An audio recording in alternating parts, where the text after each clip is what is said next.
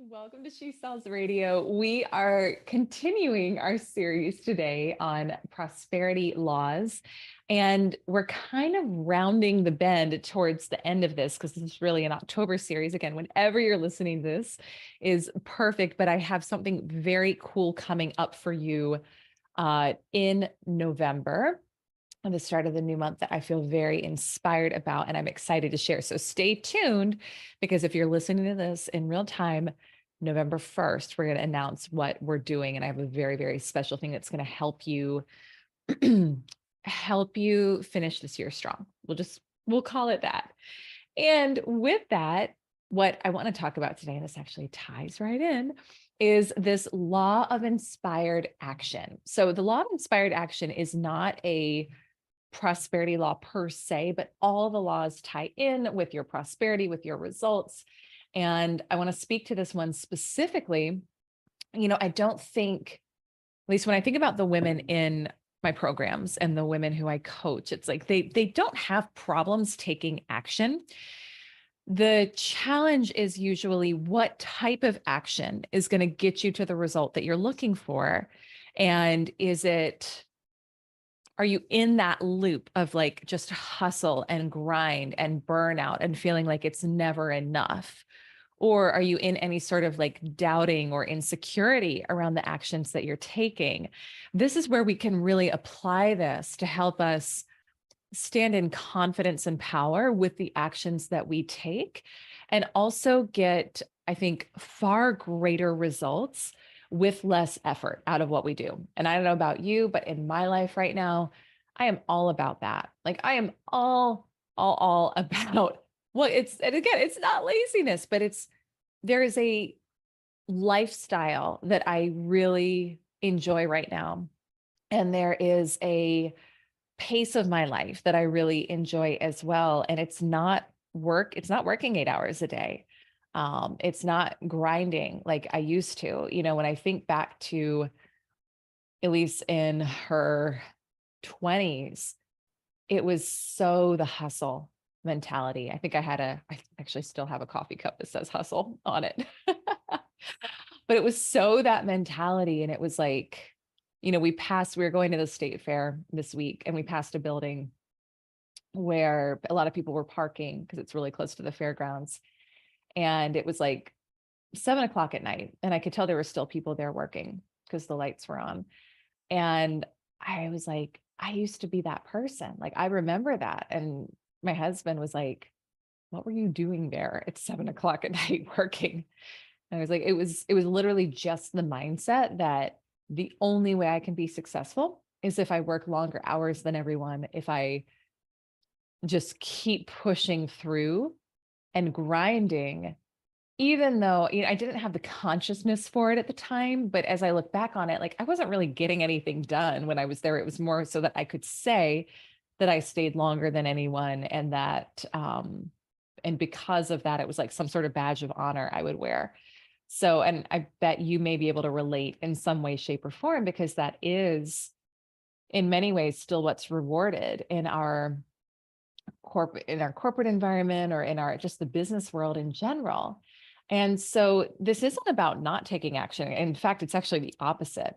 But the law of inspired action is really about, to get the results you're looking for in your life. There is almost always. Now I'm all about the thing just comes to you. Like I've had that happen a few times and it's really fun. And it's not usually how it happens. Like there's usually some sort of action that needs to be taken to get to where you want to go. Whether that's, I just signed up to work with a new mentor, not a new mentor, but to work with a mentor I'd worked with several years back again this week. And it was like, I saw that there was that need for a higher level of mentoring in my life. And to get to where I want to go, I saw that was really required. And there was action that needed to happen on my part to say yes, to sign up, etc. Or, we're launching our Sedona event right now. And it's like, there's action that was needed to put the deposit on my credit card to hold the resort, and then to go out and start promoting it and do all of that. So there's almost always some type of action that's required to get you where you want to go. But the difference with it, the key with it is it inspired or not? Pausing for my husband to come in here and take the dog out of the room. Inspired action. We're making sure the dog doesn't pee on the carpet. Thank you, sweetheart. Anyway, so this is real life, folks. This is real life. He's slinking out of the room right now. Okay. So law of inspired action. Where were we? Okay. This is the key. How do you know if an action is inspired or not? Because there's inspired action and then there's hustle, uninspired action, right? Like the shoulds. I should be doing this right now, so I'm going to do it. Well, if you listened to the episode yesterday where I gave the Abraham Hicks analogy of how many people it's like they vacuum the whole house without the vacuum cleaner being plugged in, that's uninspired action. That's not going to get you where you want to go. That's kind of, you're just checking the box, but it's not actually going to do much for you. So the key is, how do you feel? That's the key. How do you feel? How do you know if a nudge that you get, if an inspiration to act that you get is inspired or not? Were you in a beautiful emotional state or were you in a suffering emotional state?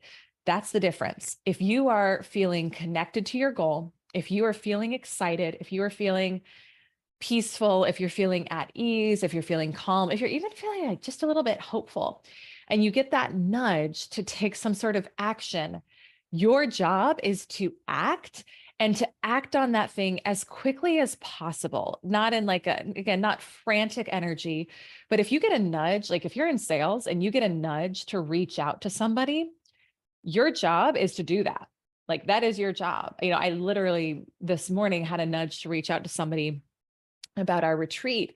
And it's like, it's relatively early here still where I am, but I was like, I know when I get that nudge, I need to act on it. So I just, boom, sent the text.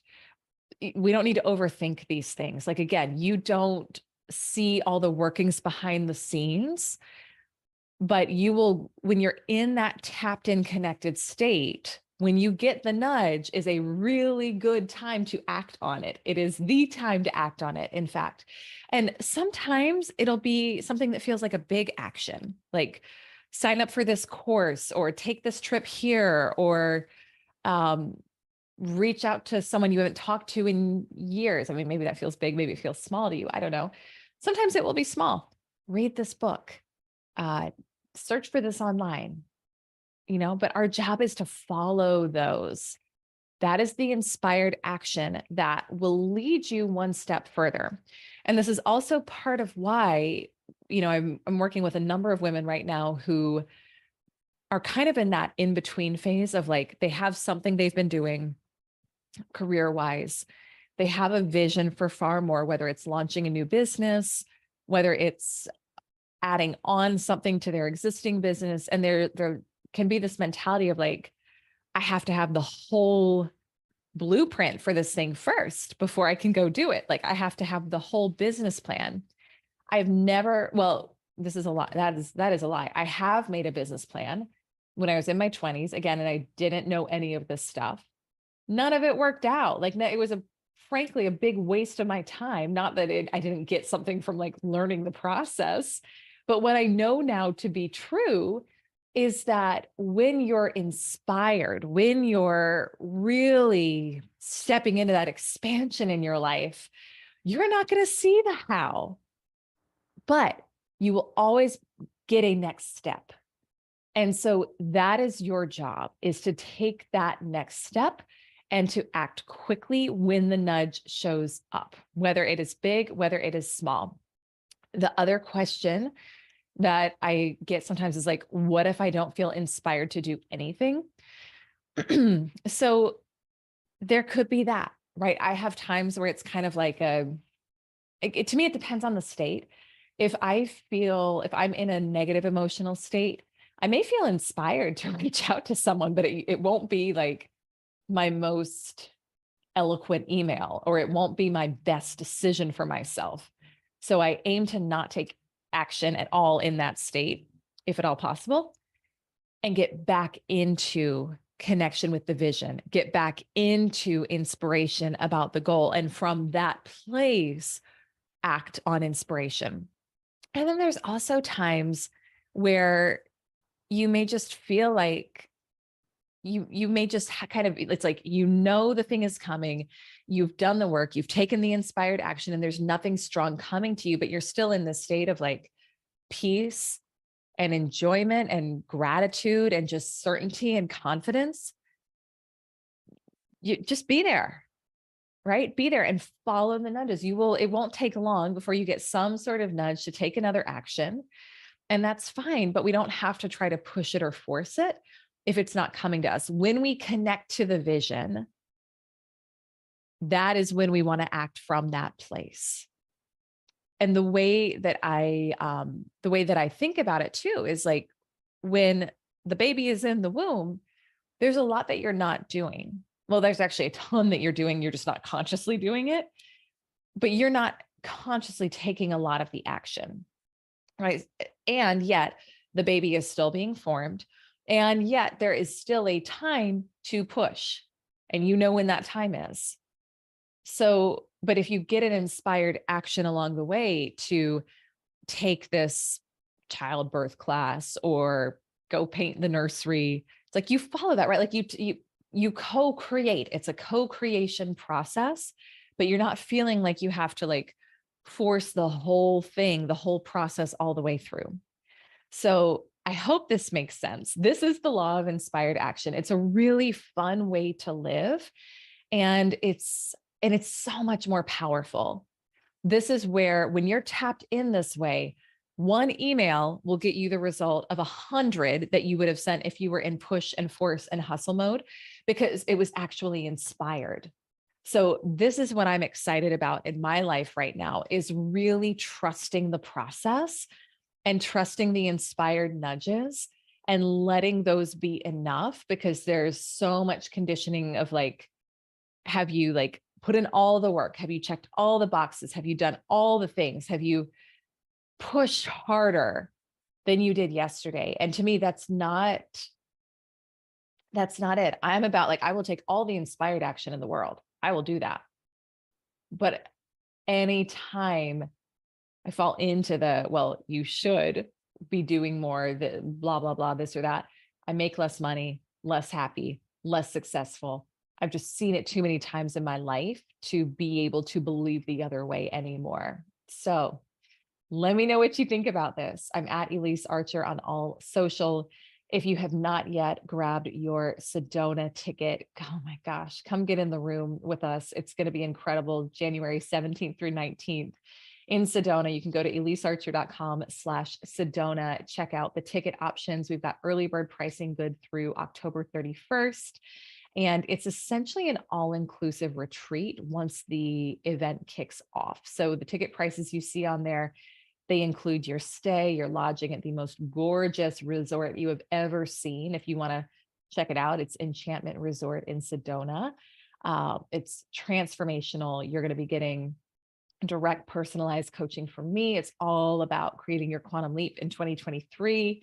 And it's just beautiful. So I'd love to see you there. If you have questions on the event, you can also send me a DM, Elyse, at Elyse Archer on all social, or you can email my team, assist@ElyseArcher.com, but get your early bird ticket while you can, my friend. All right. Thank you so much for tuning into today's episode. I will see you on our next episode.